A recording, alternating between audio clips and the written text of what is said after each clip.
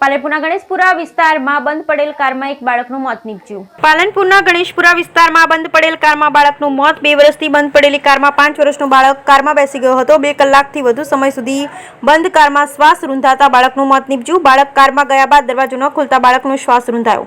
સ્થાનિકોની નજર પડતા બાળકને સારવાર અર્થે હોસ્પિટલ ખસેડાયો, જ્યાં તેને મૃત જાહેર કરાયો હતો। બાળકના મોતના સમાચાર સાંભળી પરિવારમાં મોતનો માતમ છવાયો। બ્યુરો રિપોર્ટ ભરત ઠક્કર, બનાસકાંઠા।